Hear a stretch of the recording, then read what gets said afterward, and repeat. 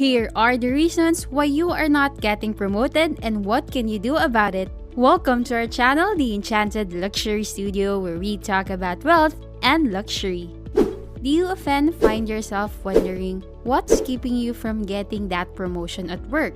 In this video, we're gonna help you face the reality and answer that question of yours. Let's talk about the probable factors that may have been preventing you from advancing professionally and dwell on some pointers that could increase your odds of moving up and out of your current role. In most cases, it's you yourself who's hindering your own path of getting promoted, and you are not even aware about it. Little do you know that you are already trapped in doing these following professional pitfalls. Here is why you are not getting promoted and what you can do about it. You lack the necessary skills for the job.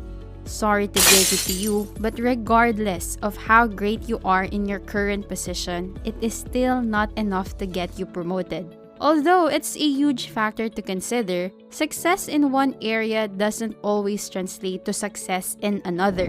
For example, someone who excels at data entry may need additional education or training to become a data analyst, a job that requires strategic thinking and problem-solving abilities. The best thing to do is make yourself familiar with the requirements of the job you want and determine what skills you need to improve upon if you plan to take over that role.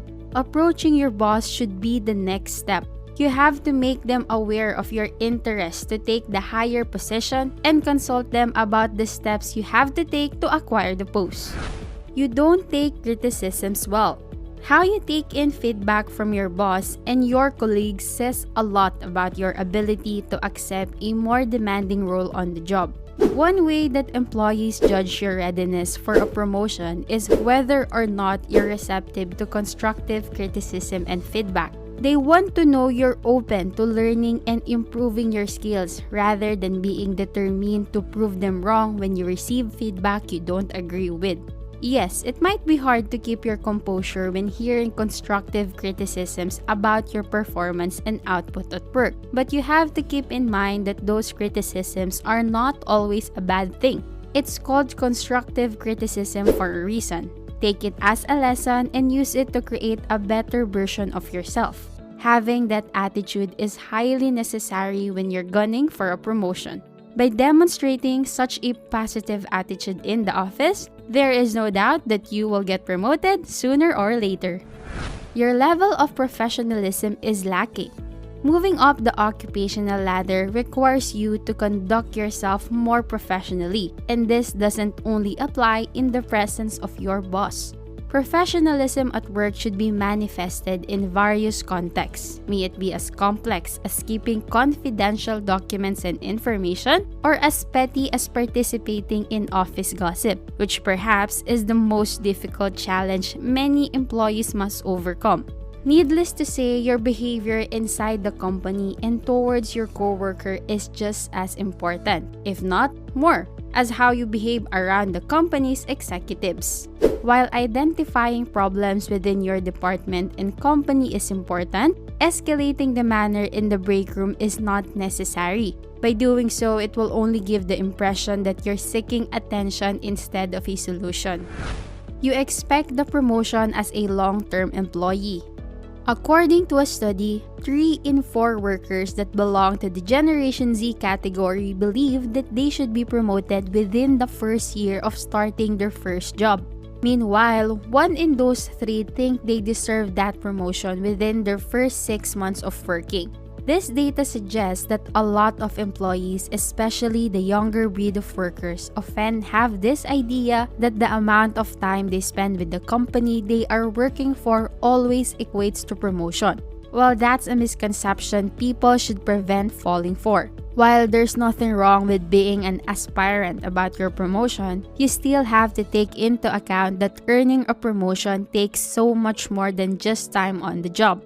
In most cases, people who exceed their job requirements and are able to develop the higher level skills that are needed on the post to be taken are the ones who get the promotion. In contrast to most people's perception, promotion aren't just a reward for an employee. They serve as opportunities for both the company and the employee to grow and improve. So, promotion is not supposed to be a matter of time. It should be a matter of skills and your determination to take on a new role. You fail at taking initiative in your current role. If your performance in your current role revolves only on getting through your daily checklist and being on your way home when 5 p.m. hit the clocks, then it is less likely that you will get promoted. Don't get this wrong. We're not telling you to start burning the midnight oil at night and overtask your strength. The point we are trying to make is that getting promoted requires you to take initiative and step up to take on more when it's needed. After all, you can't expect a favorable return if you continue to invest very minimal effort into the company you are working for. Taking initiatives at work from time to time will demonstrate your positive intention not only about your own career, but about the health of the business as well. That will make you well worth of a promotion. Go ahead and get your favorite beverage and popcorn, subscribe to our channel, and turn on notifications. You think like an employee, not a manager.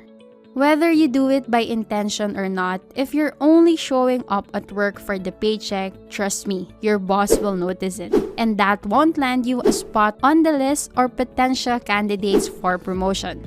There is no need to acquire a workaholic behavior, burn your lashes by staying late in the office, or some sort of that. But it is a good idea to express interest in things that happen even if the meter isn't running.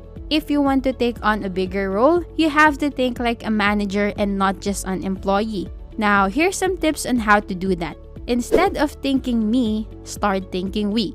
Do not only think about today, think about tomorrow as well. Instead of stressing yourself about the problems, come up with viable solutions.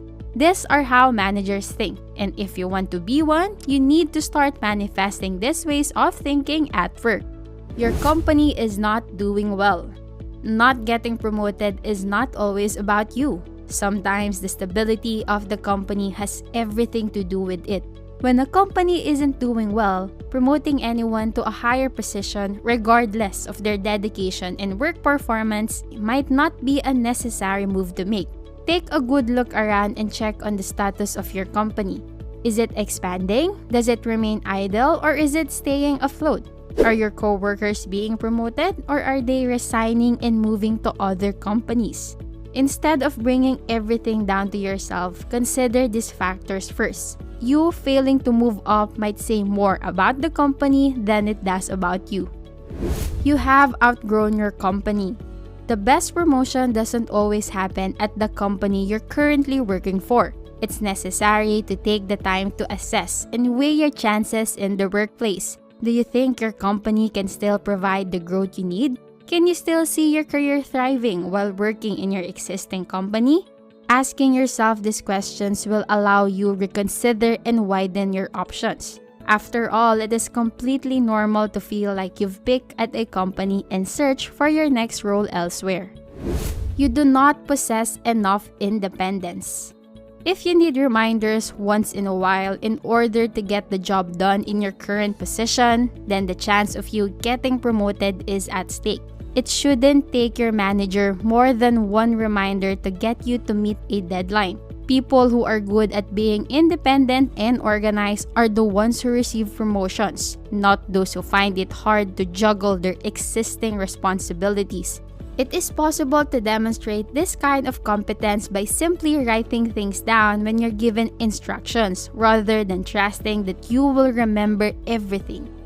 Another way is by sticking to the deadline, or better yet, make a submission earlier than the set time limit. This action shows that you're responsible and independent enough to move up the ranks. You don't really want promotion. Above all the things that might be keeping you from getting promoted at work, one factor is often overlooked: your willingness to take it. Perhaps the reason why you are not given any promotion is not because you can't be, but because you don't want to be. May it be because you're already content with your current role, or you are yet to have enough motivation to put in the time and effort needed to move up the ladder. Whatever the case is, the point is that we all work in our own phase. When you're ready for what's next, you will put in the required work for the job. Until then, as long as you feel content in your role, there's nothing wrong with staying put. And that ends our video for today. Thank you for spending some time with us today. If you like this video, don't forget to give us a like, and if you haven't done it already, please subscribe to our channel for more awesome content like this. Thanks for watching!